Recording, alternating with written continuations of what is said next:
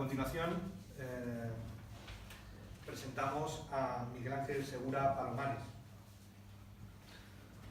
También es complicado sintetizar, pero lo intentaré. Licenciado en Psicología, patrono de la Fundación Hogar de San José de Gijón, trabajó en Infancia y Juventud en Riesgo desde el año 1977, mi nacimiento. Profesor de la Universidad de Alicante, ha trabajado en la Escuela Universitaria de Trabajo Social, en el Departamento de Comunicación y Psicología Social, profesor del curso de especialista universitario en Infancia y Juventud en Riesgo Social, presidente de APIME, Asociación Profesional de Instituciones de Menores, Asociación Patronal del Sector del Menor de la Comunidad Valenciana y actual miembro de la Junta Directiva. Miembro de la Junta Directiva de AEFIME, Asociación Patronal de Entidades de Familia y Menores, coautor de varias publicaciones sobre intervención social con menores y, personalmente, me gusta llamarlo maestro. Buenas noches. Yo quisiera comenzar agradeciendo al patronato de la Fundación Hogar de San José la oportunidad y el honor que me conceden de dirigirme a ustedes esta noche, en un día como hoy, y por el motivo que nos convoca, los 75 años de la Fundación del Hogar de San José. Bueno, y dicho esto, estas palabras que acabo de decir, nada tienen que ver con la protocolaria fórmula de cortesía que cualquier conferenciante está obligado a pronunciar al principio de su charla. Permítanme que les diga que son sinceras. Estoy muy agradecido y muy honrado de estar aquí esta noche. Y les voy a explicar por qué.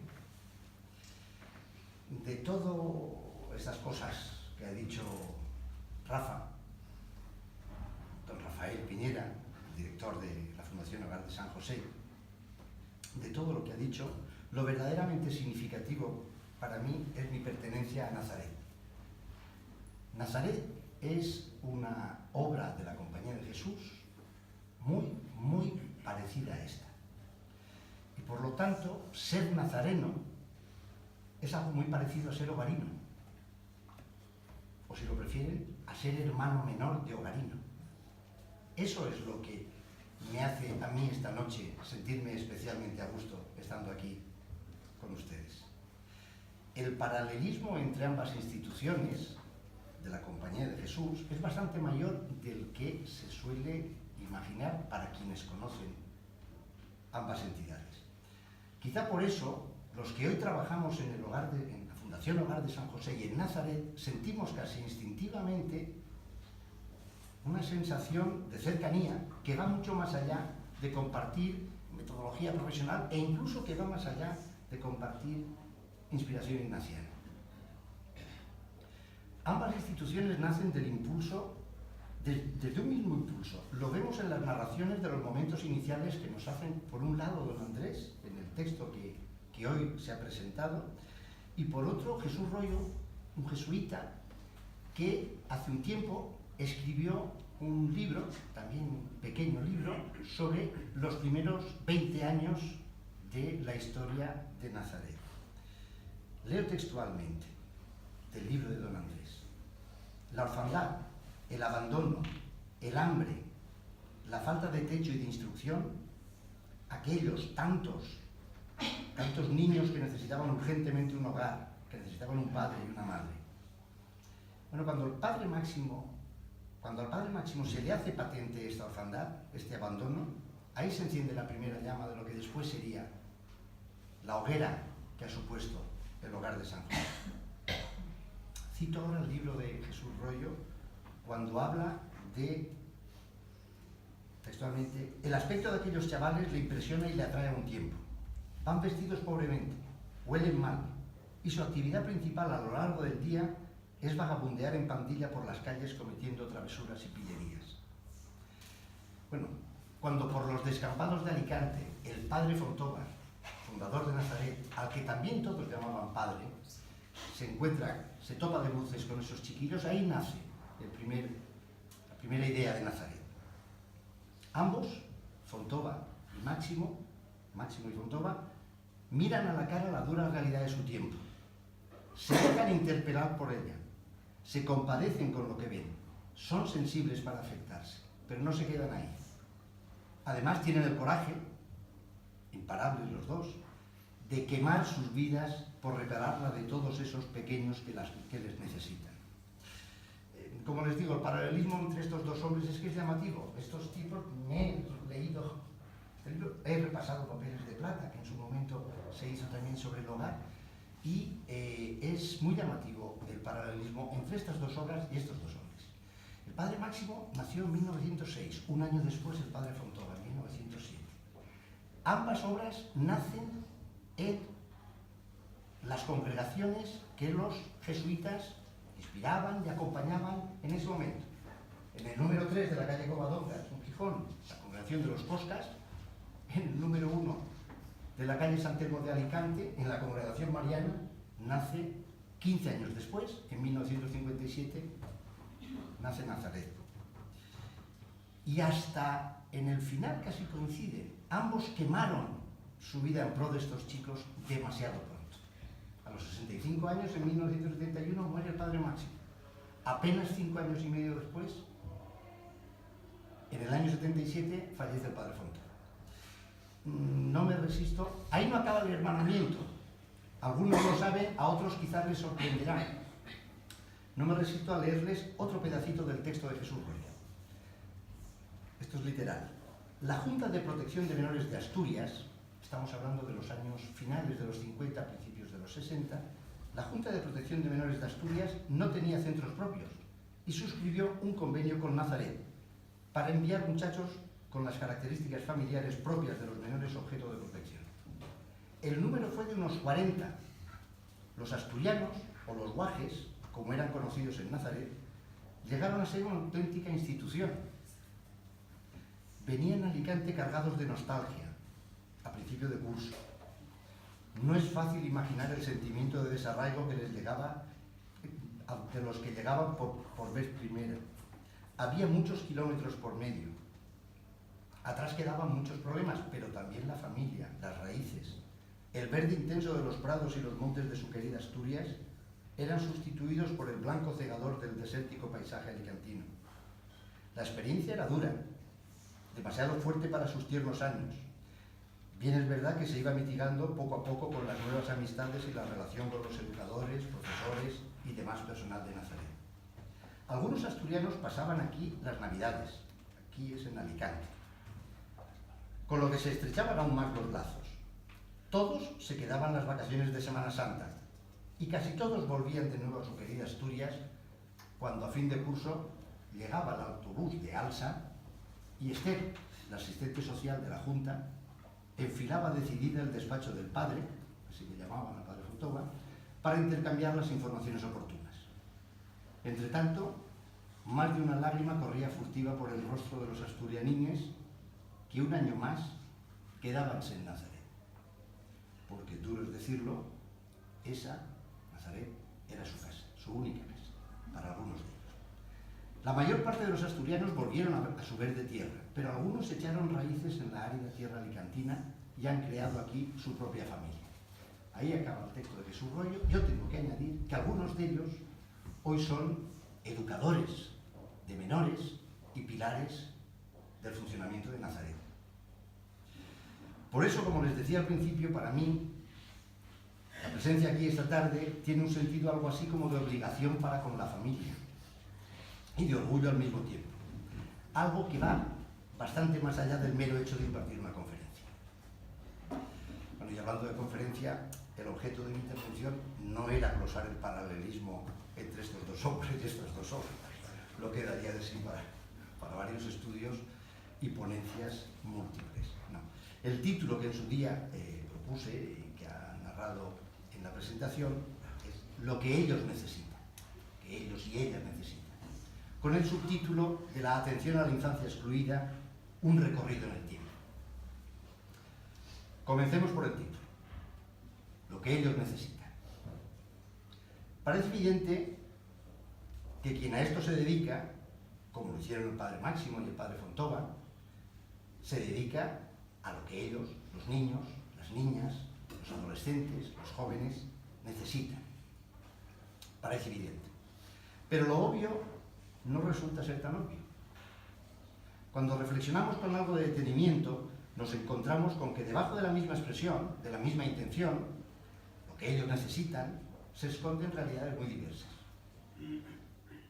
Hay una primera manera de acercarse a esta cuestión. Las necesidades de estos chicos y estas chicas han ido cambiando con el tiempo y eso, pues lo que ha supuesto es un reto para instituciones y personas de ir adaptándose a las circunstancias y buscar alternativas y respuestas adecuadas a cada momento y a cada situación. De ahí que se hayan creado pues, nuevos programas, nuevas metodologías. Aquí en el hogar hemos visto que hemos pasado del gran internado, donde la necesidad, decía don Andrés, de un techo, un plato y una instrucción era lo primordial, a enfocarlo más como pequeños hogares donde la similitud a un entorno familiar puede hacer crecer de una manera más normalizada a estos chavales, o como hemos sabido responder a la llegada de niños, porque son menores de edad, extranjeros, que lo necesitan todo, desde el idioma hasta cualquier acompañamiento, o el principio del mundo laboral con los programas de inserción laboral, o las mañanas educativas para aquellos donde la escuela hay momentos en los que no acaban de encajar. Todo esto son los pasos y maneras de responder a lo que ellos necesitan. Otra forma de enfocarlo es la que nos ofrece la nueva legislación. Hace un par de años, los que trabajan en este mundillo saben que ha cambiado profundamente la ley orgánica que regulaba todo lo concerniente a la protección jurídica del menor, con dos nuevas leyes orgánicas, básicamente una es consecuencia de la otra, y en esta nueva legislación se pone sobre todo el énfasis en un concepto: el interés superior del menor, el interés superior del niño. Si se me permite, yo lo hago casi equivalente a nuestra expresión coloquial de lo que ellos necesitan. Lo que ellos necesitan puede formularse jurídicamente como buscar el superior interés del niño. Esto nos lo aporta la legislación como una triple versión, es decir, el superior interés del niño se interpreta como un derecho subjetivo de los niños, ojo, invocable ante los tribunales, lo cual quiere decir que si somos conocedores de que no se está respetando en una determinada decisión el interés superior del menor, del niño, no solamente se puede recurrir ante la administración, sino también ante los tribunales. Esto es novedad, esto no ocurría hasta el 2015.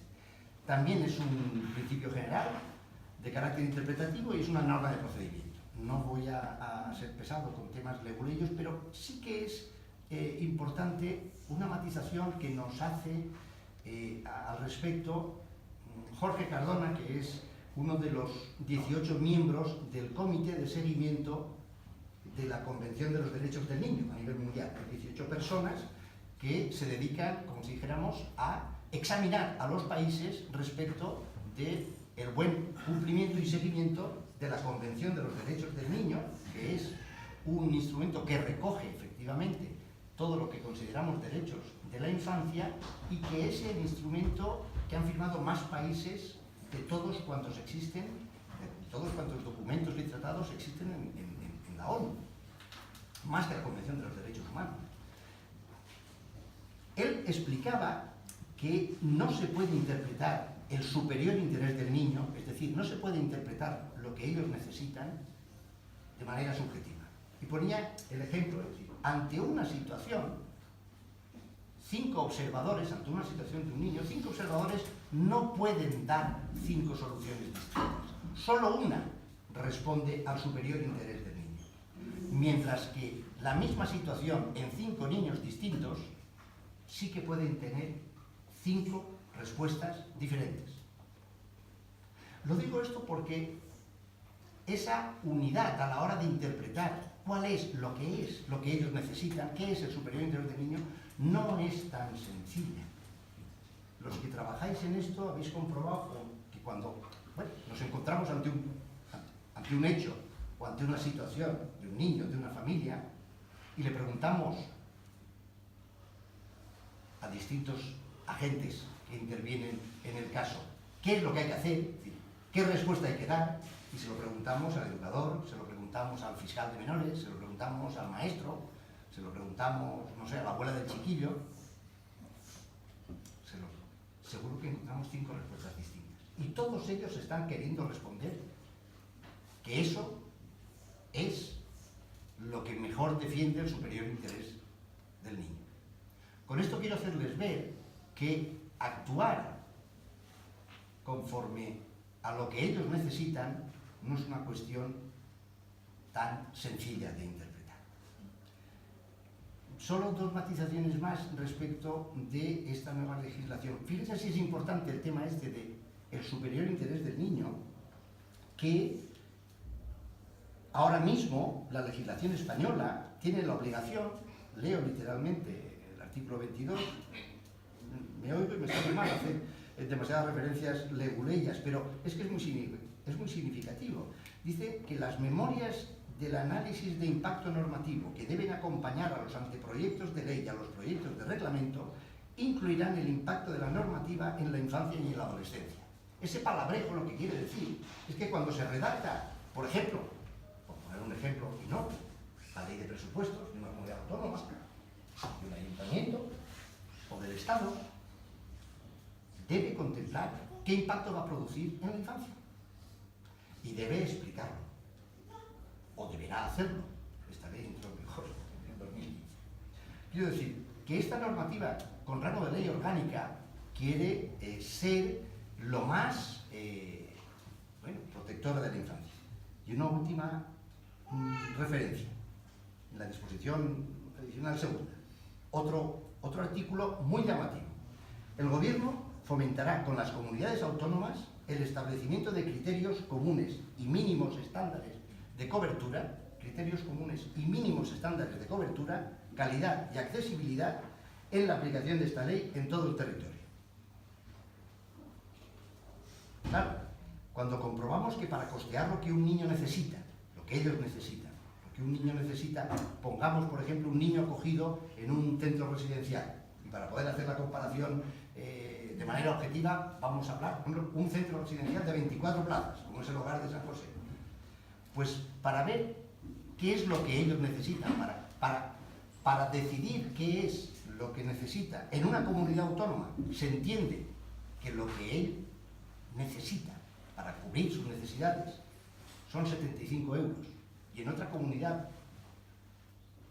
autónoma son 139,77, pues ya miran ustedes si entendemos igual el concepto de lo que ellos necesitan o el del superior interés del menor.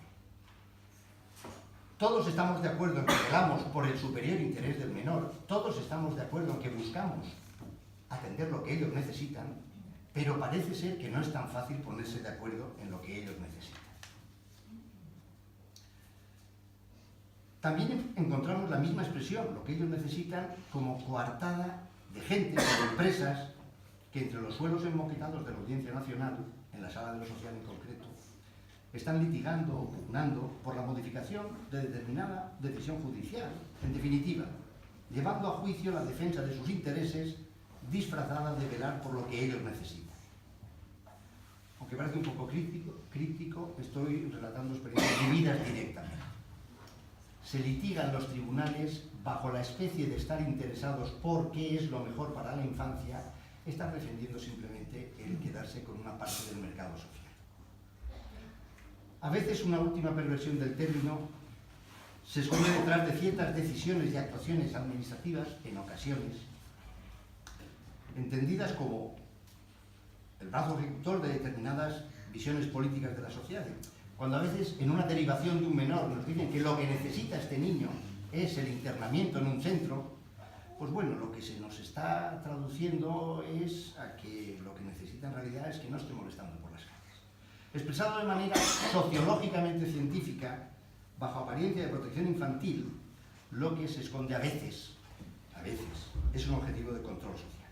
Bueno, estas son maneras de aproximarnos al tema que, como ven, no es tan sencillo ni tan evidente saber lo que ellos necesitan. Pero también le habíamos puesto un subtítulo: la atención a la infancia excluida, un recorrido en el tiempo. Vayamos a la segunda parte del subtítulo. el recorrido en el tiempo.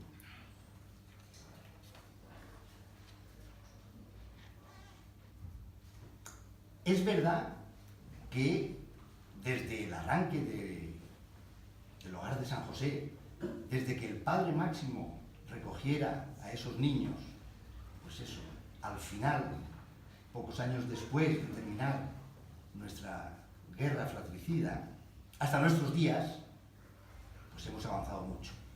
Hemos pasado, simplemente por hacer un recorrido, a quien le pueda sonar, de el Consejo Superior de Protección de Menores, que era el organismo vinculado al Ministerio de Justicia, que velaba por la protección a la infancia. Recuerden cuando decía que nos enviaban a Alicante desde la Junta de Protección de Menores. Hemos pasado de ahí a las consejerías de Acción Social, en este caso creo que es Acción Social y Vivienda, o Servicios Sociales y Vivienda, Servicios Sociales y Vivienda.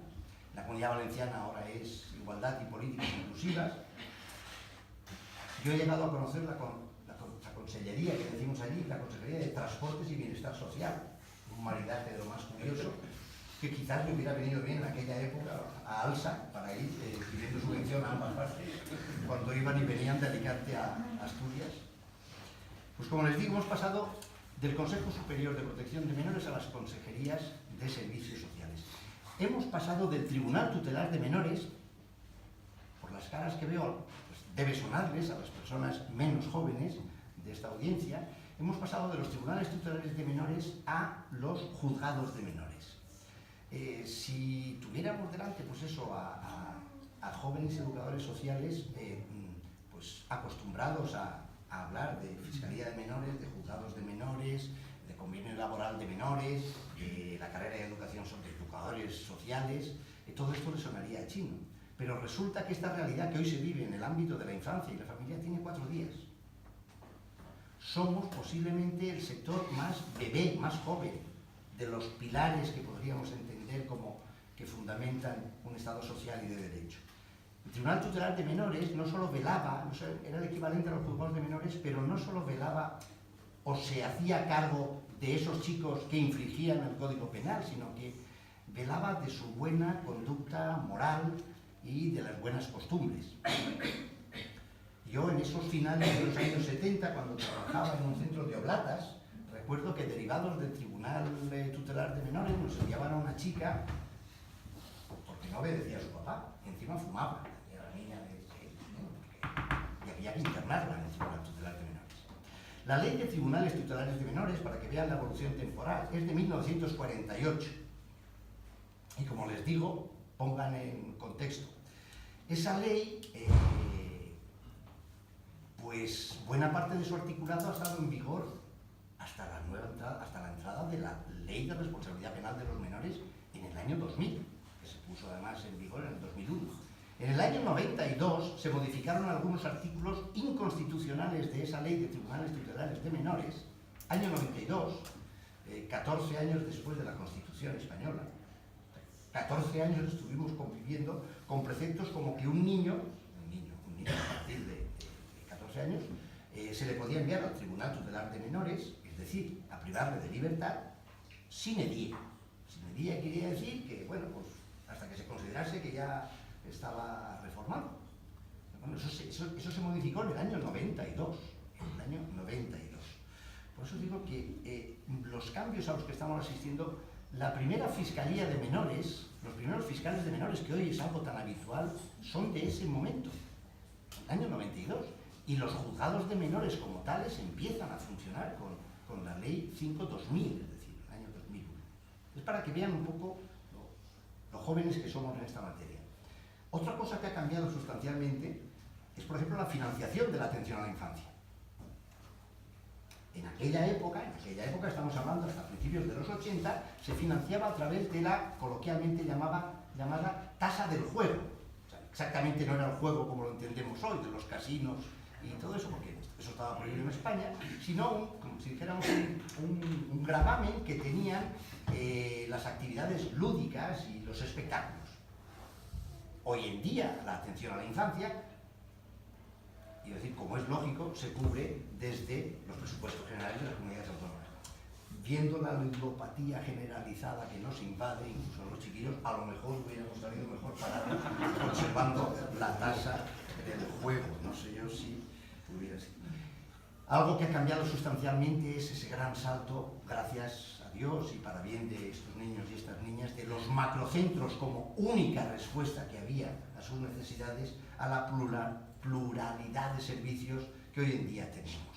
Hay programas de medio abierto, hay modalidades de centro que evidentemente ya no son los macrocentros.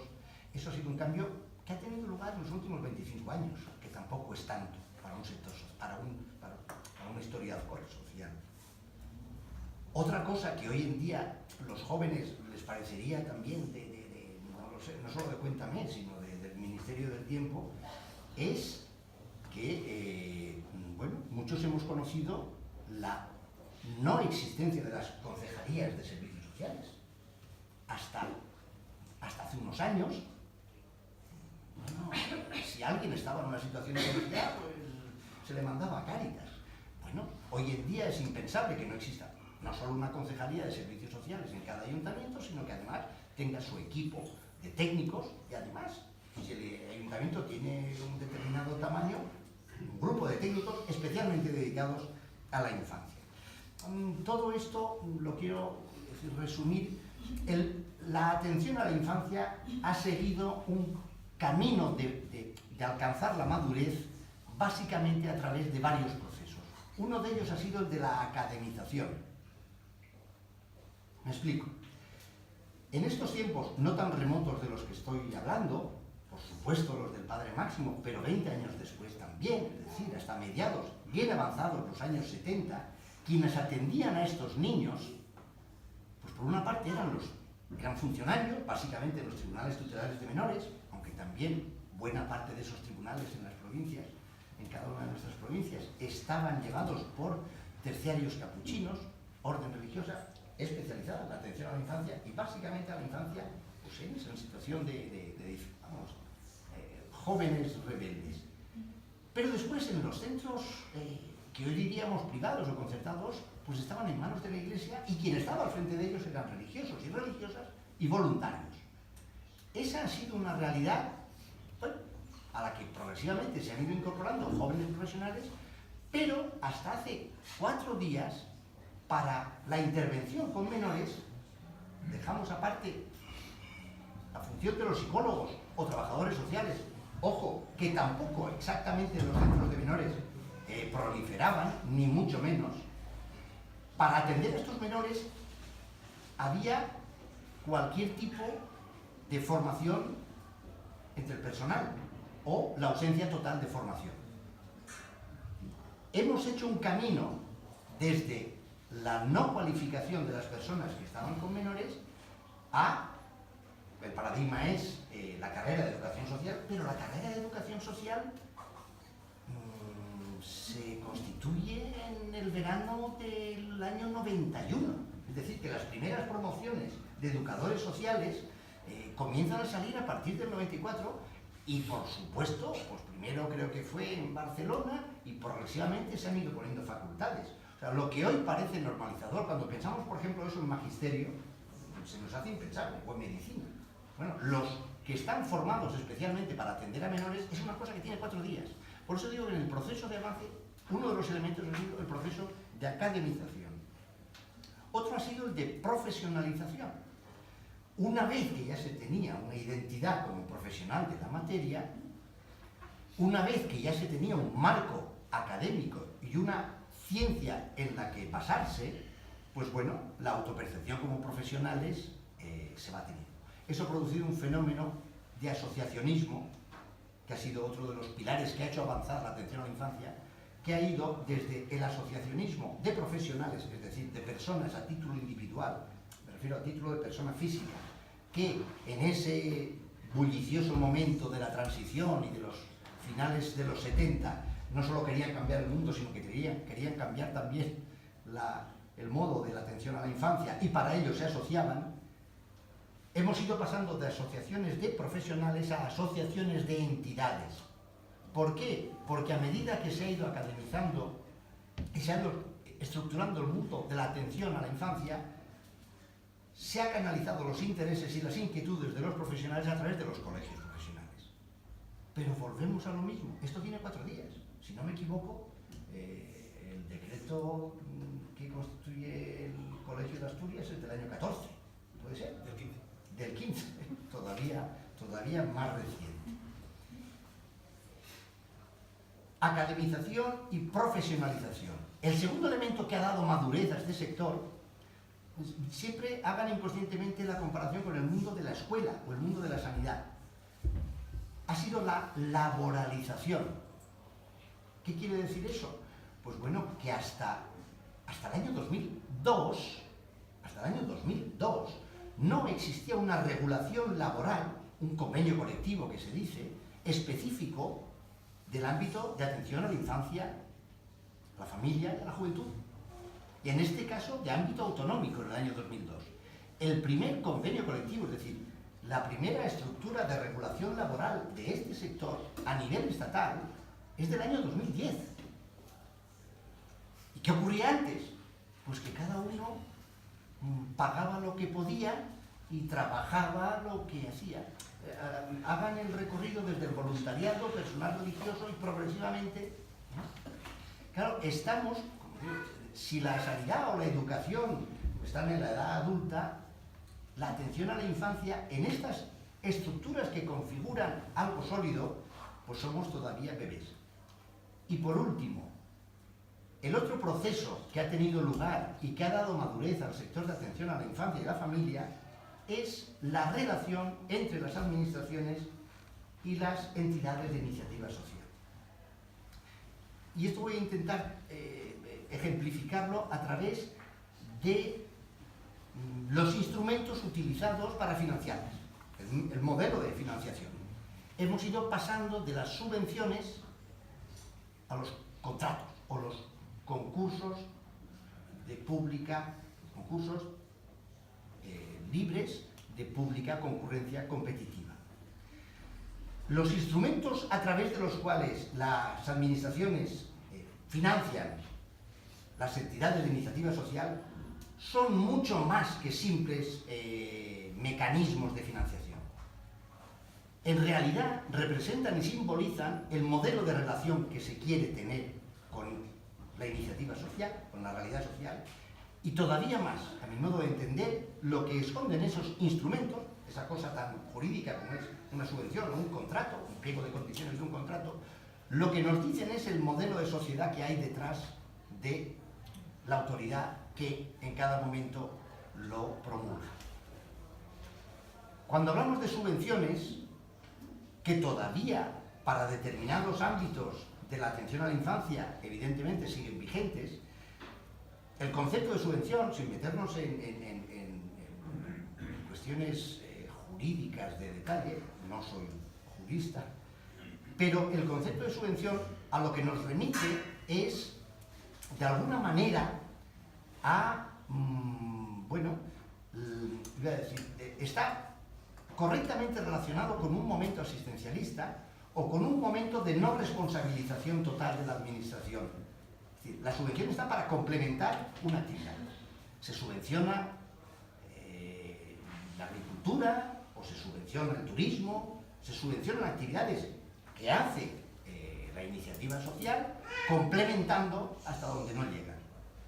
Claro, en el ámbito de atención a la infancia, cuando desde el año 96 se regula que la responsabilidad, traducido en la tutela de estos niños y niñas, la asume la administración, eso choca frontalmente con un modelo de subvención para regular la iniciativa, es decir, la relación que pueda existir entre la iniciativa social y la administración. Por el contrario, en última instancia, el modelo de contratos de libre concurrencia, es decir, el sacar las plazas de un centro a concurso, que es lo que estamos habituados en los últimos tiempos, claro, yo les pongo un ejemplo, que de eso seguro veo caras de directores de colegios concertados entienden más. Exactamente imaginen que las plazas del Colegio de la Inmaculada, o de San Ignacio, las plazas concertadas del Colegio de la Inmaculada, salen a concurso. Es decir, el Colegio Inmaculada presenta su proyecto y su oferta económica a la administración educativa. Bueno, yo le digo que le van a costar tanto y este es mi proyecto educativo. Y a esas 1.200 plazas o las que fueran, bueno, pues se presentan los maristas, los menesianos, y si resulta que su proyecto es más valorado en esa licitación y a lo mejor su oferta es más barata para la administración, pues bueno, esas plazas se adjudican. ¿Verdad que parece? ¿Qué estás diciendo, Miguel Ángel? Esto es exactamente así funciona el tema de menores. Exactamente así funciona el tema de menores. Claro, aunque nos parezca por habituación una cosa de pura lógica, los concursos de libre concurrencia competitiva están directamente vinculados, están mucho más asociados a la protección de la libre competencia y de la igualdad de oportunidades entre quienes licitan para conseguir un trozo de dinero público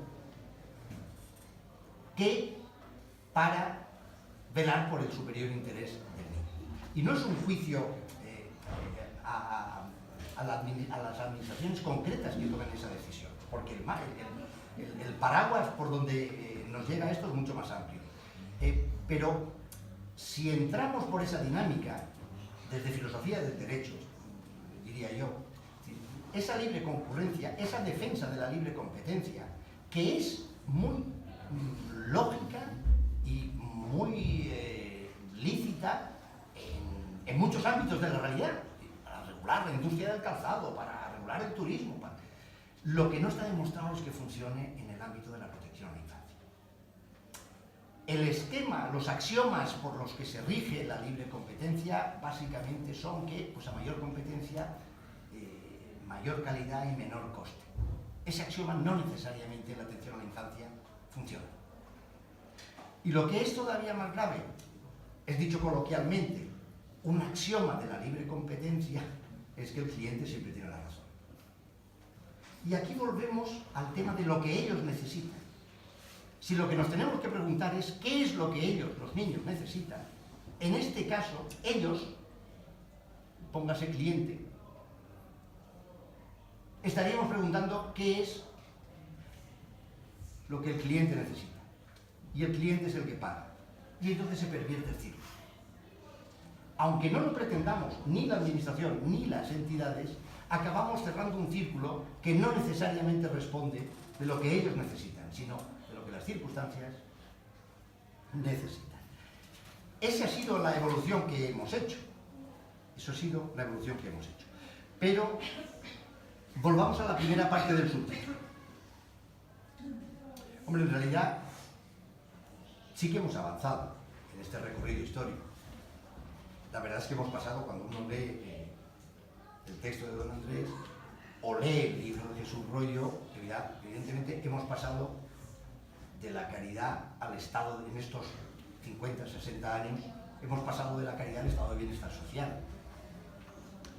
Después, no ahora en esta crisis, sino un poco antes, es decir, hace aproximadamente unos 20 años, entendiendo que el estado de bienestar social hacía aguas por todos lados, o no era lo que algunos querían que fuera, se pasó a la sociedad del bienestar, que parece un juego de palabras, pero no lo es, y que no tenemos tiempo de explicar.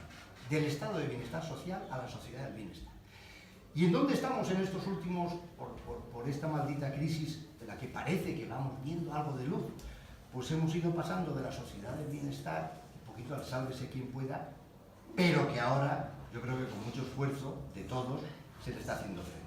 Pero como les digo, vamos a la primera parte del subtítulo. La atención a la infancia excluida. Les pongo el foco en el adjetivo utilizado para acompañar a la infancia.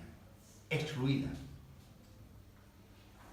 Podría haber utilizado la expresión infancia vulnerable o infancia en riesgo, que son términos que últimamente se usan mucho más que infancia excluida.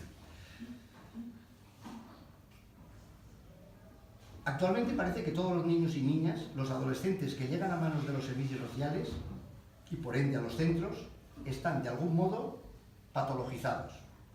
Todos o casi todos tienen graves problemas de conducta que requieren atención especializada en materia de psicología, cuando no de psiquiatría. Quizás sea así. y sin duda necesitan de esa atención. Pero yo prefiero poner el acento en excluida. Una cosa no quita la otra. Y lo subrayo porque para que existan excluidos, necesariamente requiere que existan excluyentes.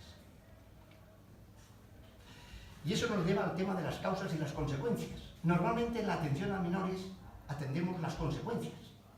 Los niños son las consecuencias. Pero si intervenir sobre las consecuencias es una inexcusable necesidad, incidir sobre las causas es una obligación. Y en cierto modo eso es lo que estamos haciendo aquí y ahora. No estamos atendiendo a ningún niño o joven, pero estamos trabajando para que la infancia tenga un mundo mejor. Y esto, vamos a ver, los motivos que hacen que lleguen estos niños a nuestros centros no son causas biológico-genéticas, aleatorias e inevitables.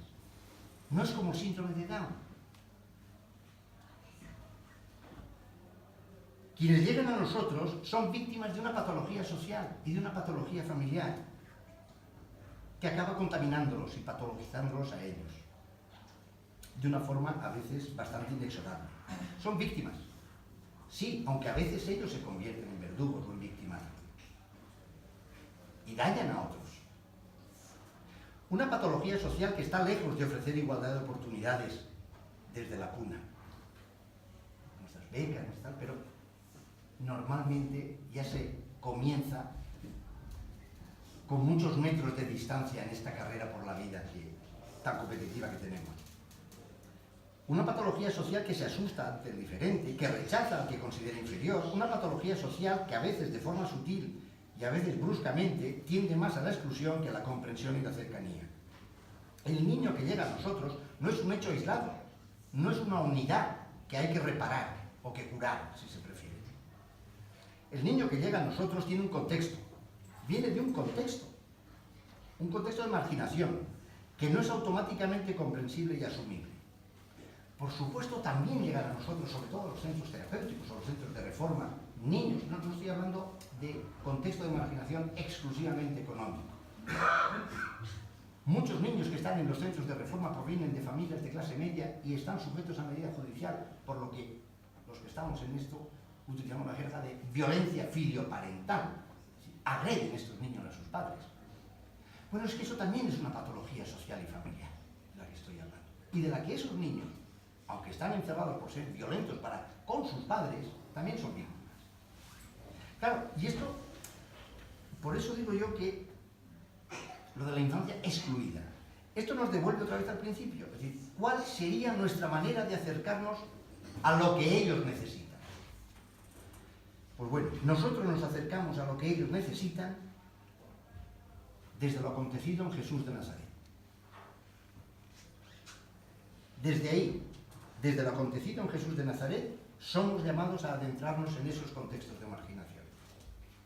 Y ahora tomo palabras prestadas de Toni Català, que muchos de vosotros conocéis, jesuita, teólogo, pero sobre todo educador de menores. Al menos eso es como él se autoconstituye y desde donde ha redactado la mayor parte de su teología.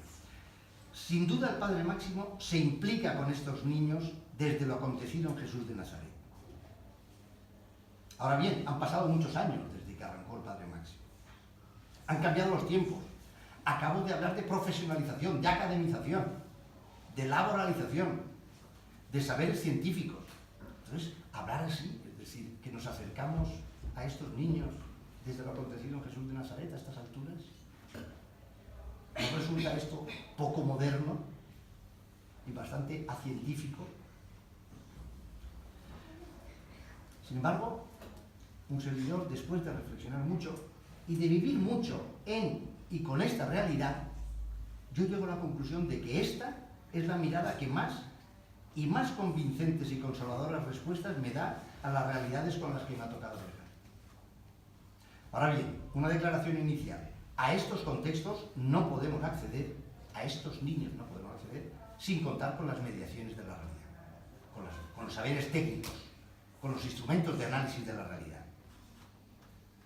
Pero en nuestra tarea no podemos olvidar que en estos contextos de marginación, de donde provienen nuestros niños y niñas, condensan y expresan las contradicciones y la violencia de este mundo concreto nuestro. ¿Y por qué digo que este es nuestro modo de acercarnos a lo que ellos necesitan? Pues porque, tal como narrábamos al principio, al describir los inicios del padre Máximo y del padre Fontova, ahí lo que decíamos es que les hacía falta, y la tenían, sensibilidad para afectarse. Sigo utilizando palabras de Toni Català. En la medida, nosotros como seguidores de Jesús, permítanme que lo puse así, a la medida que uno cae vitalmente en la cuenta, no solo como dato que sabe, en la medida que uno cae en la cuenta que Jesús no murió, sino que lo mataron, la clave para percibir las muertes simbólicas, es decir, el dolor de estos excluidos, de estos niños, pues cambia radicalmente. Si Jesús se murió, los excluidos se mueren. Es decir, lo que tenemos es lo que tenemos, aplicamos nuestros saberes científicos e intentamos responder de ello. Pero si resulta que Jesús fue arrancado de la tierra de los vivos, es decir, que a Jesús lo mataron, y no estoy haciendo sociología política, estoy intentando llegar al fondo de lo que es el acercamiento a estos niños, pues hombre, resulta que estos excluidos también son arrancados de sus derechos a través de la violencia de una sociedad excluyente, aunque no la percibamos como tal. Por eso hablo de infancia excluida. Nuestro trabajo en los contextos de marginación es un asunto de prácticas de liberación, como se entendería desde esta óptica, es decir, de reconstrucción y de curación. Son prácticas que nos piden mucha sensibilidad para no ideologizarlo. Aquí pido prestadas palabras a otro teólogo que quizás algunos de vosotros conozcáis, a Joaquín, a Chimo García Roca. Claro, como él dice, la concreción de esta fraternidad lleva siempre a hacer aquello que el prójimo necesita, lo que ellos necesitan. No da la cartera cuando aquello que se pide es un beso, ni dice una palabra cuando lo que se pide es silencio, ni diserta sobre los derechos del que pide cuando lo que pide es pan. Estas son palabras que mejor, evidentemente, no las podría decir yo, de García Roca. El otro elemento que desde esta óptica nos pide es la implicación afectiva y efectiva con estos chicos. Todos los que trabajáis en esto habéis tenido la opinión, y se narra también en nuestros libros, al reencontrarnos con antiguos hogarinos o antiguos nazarenos, pasados los años de que han salido de nuestros centros, no nos dicen: chico, ¿qué terapia más buena me aplicaste? Oye, ¿qué método más eficaz empleabas? Yo por lo menos no lo he oído. Lo que recuerdan son rostros, personas, calor humano. Y eso es una constante. Estemos hablando de esos que pasaron por el hogar en los años 40, en los años 60 o en los 2000. Lo que les quedó, aunque no lo sepan formular racionalmente, es que se encontraron con personas que se implicaron afectiva y efectivamente con ellos. No nos acercamos a clientes, no nos acercamos a usuarios, no nos acercamos a casos. Con un caso no te implicas afectiva y efectivamente. Con un usuario no te comprometes. Por eso nuestra tarea tiene que ver con construir espacios en el que los excluidos de estos niños encuentren compañía y se exprese su dignidad. Espacios en donde se inicie el lento proceso de mirarse cara a cara sin desconfianzas y en donde se inicie el paso de la agresividad a la reconciliación con uno mismo y su historia, sin sometimiento ni vejaciones, sino afianzando la propia dignidad de persona y nosotros añadimos de hijo de Dios. Estos espacios y estos procesos de mediación, estos espacios y estos procesos vienen dados por mediaciones técnicas. O sea, no estoy contraponiendo el saber psicológico, el saber social, el saber pedagógico a esta especie de New Age malentendida, en absoluto. Igual que nuestra opción íntima y nuestra fundamentación, es decir, en creernos fraternalmente iguales a ese niño, a esa madre, a ese joven emigrante, creernos iguales como hijos de Dios, tiene que estar mediada por saberes técnicos Esos saberes técnicos tienen que estar mediados por una opción íntima de comprometernos con ello, con su suerte, porque es ese compromiso percibido el que sana. Desde esta perspectiva, pues se renuncia a jugar con las mismas armas que la sociedad normalizada, y esto casi siempre, o siempre, es perder. Porque por no rendir culto al ídolo de la eficacia, se experimentan normalmente lentitudes desesperantes. Seguro que todos lo habéis experimentado. Todos queremos que la cosa vaya rápida, es decir, que vaya bien, que cuanto antes mejore el chaval, que se solucione, que pueda ser baja en nuestro lenguaje, que salga, porque será señal de que ya se han resuelto los problemas familiares.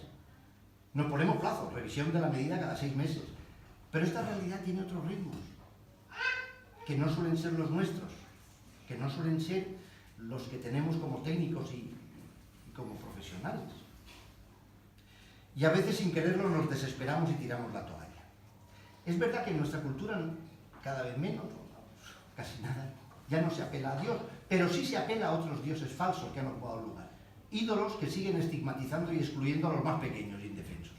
Dioses como el tener, el competir, el producir, el dar imágenes, son palabras de catalán. Aquellos que no saben o no pueden mostrarse como normales y presentables quedan no solo excluidos, sino acusados de incapaces y de provocadores de inseguridad y de desestabilización en el correcto funcionamiento de la ciudad. ¿No lo hemos comprobado eso 1000 veces? ¿Qué son las mañanas educativas? Sino recoger a los que desestabilizan la escuela. ¿Qué son los fracasos de los primeros trabajos de los chicos en inserción laboral? Sino el miedo a la incompetencia al no tener los saberes que requiere la sociedad normalizada. El estar, por no rendir culto a la competencia y a la apariencia, y estar en compañía de los últimos, se entra en conflicto y en falta de entendimiento con los primeros. Eso también lo hemos experimentado más de una vez cuando hemos sido críticos. O cuando no hemos seguido una dirección porque consideramos que no era eso lo que ellos necesitaban.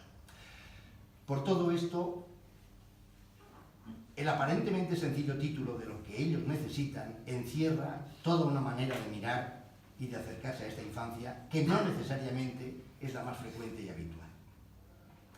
Y permítanme, para terminar, rendir un pequeño homenaje a cuanto a esto se han dedicado y se dedican.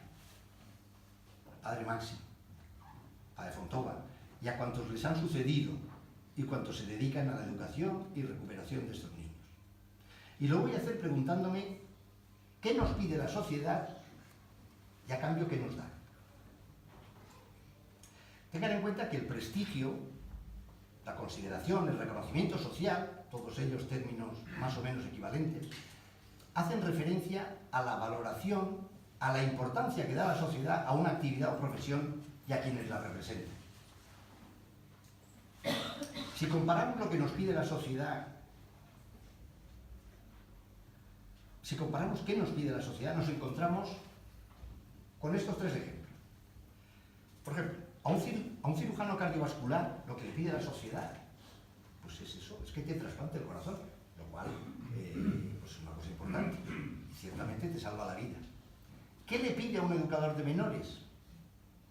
Pues a un educador de menores le pide que el chaval consiga estabilizar su afectividad, controlar sus emociones, recuperar la capacidad de querer y ser querido.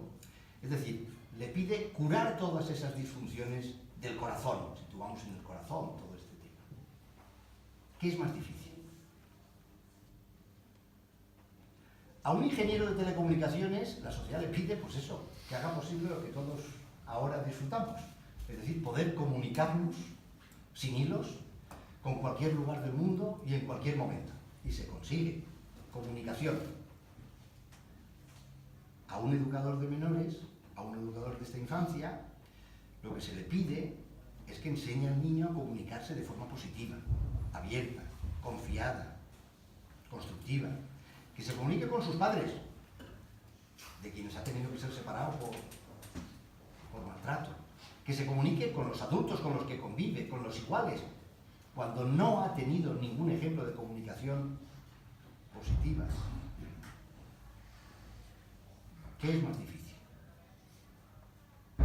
A un economista, no hace falta que sea un broker, la sociedad le pide pues, que haga crecer nuestros ingresos y, si es posible, que los haga crecer exponencialmente.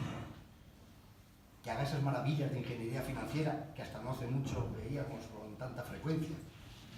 A un educador de menores, que además tenga la desgracia de que lo hagan director o gerente y responsable de algo, ¿la sociedad qué le pide? Pues le pide que consiga sobrevivir. Y, si es posible, incluso hacer crecer los programas, los centros, los proyectos.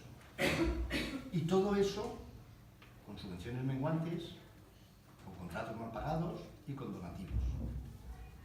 ¿Qué es más difícil?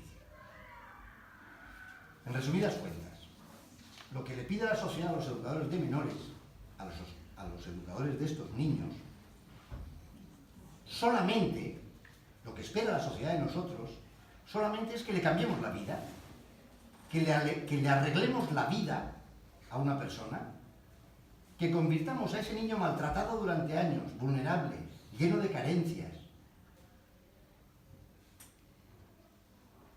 con trauma, con un apego realmente no conseguido, que convirtamos a ese niño en un adulto maduro, estable, instruido, productivo laboralmente, integrado, buen consumidor, poco reivindicativo y que aporte al PIB nacional. Claro, y a cambio, ¿qué nos da la sociedad? Seguro que lo habéis vivido. ¿Trabajas con menores? Oye, no me digas, qué mérito. Hasta luego. Sí, tenemos toda la admiración un tanto compasiva de la sociedad, eso lo tenemos. Del prestigio social de las otras profesiones, no hace falta que les hable. Ojo, que conste que yo tengo un gran aprecio a economistas, a médicos y ingenieros, que los cuento entre mi familia, esto no es nada contra ellos. Ahora sí termino. 3 retos o tentaciones que se nos ponen delante, o avisos para navegantes. Sería una tristeza, o por lo menos el reto de no pasar, como en esos años 70-80, no pasar del deseo de transformar la sociedad hacia modelos más justos, más humanos, a la simple aplicación de técnicas a problemas particulares y familiares. Ese es un reto que tenemos delante. Otro reto es no conformarnos resignadamente a conservar lo que tenemos. Debemos seguir oteando el horizonte, debemos seguir buscando lo que ellos necesitan. Y por último, pues hombre, el reto de no pasar de la caridad al mercantilismo prácticamente sin escalas, sin solución de continuidad. Dediquémonos a lo que ellos necesitan, a la manera, con el espíritu y el coraje que nos han enseñado el Padre Máximo y quienes le han seguido. Muchas gracias y felicidades a la Fundación del Hogar de San